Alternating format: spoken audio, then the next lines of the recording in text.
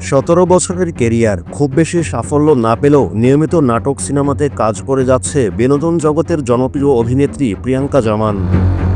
শুরুটা উপস্থাপনা দিয়ে হলেও এখন তিনি নিয়মিত মডেলিং, নাটক সহ সিনেমার পর্দায় ব্যস্ত সময় পার করেন তিনি।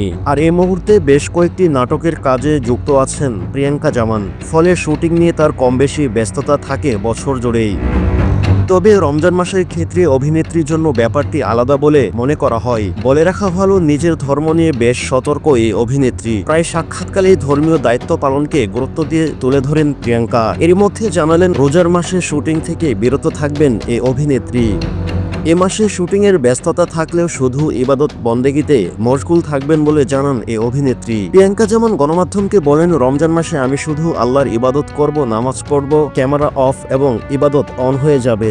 বাসায় আব্বু আম্মুকে সময় দিব, নিজেকেও সময় দেবে বলে জানান তিনি। রমজানে কোনো শুটিং করবেন না জানিয়ে অভিনেত্রী বলেন, এই একটি মাস আমি কোনো শুটিং করি না। আমি যে ধারাবাহিক নাটকগুলোতে জড়িত আছি, এ ধারাবাহিক নাটকের শুটিং না হলে আমি কোনো শুটিংই করি না।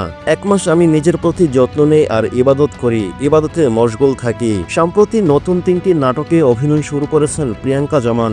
এর মধ্যে 2টি একক নাটক, বিয়েবাড়ির গল্প ও এতিম বউ, আরেকটি হচ্ছে নতুন ধারাবাহিক নাটক ভাইরাল গ্রাম।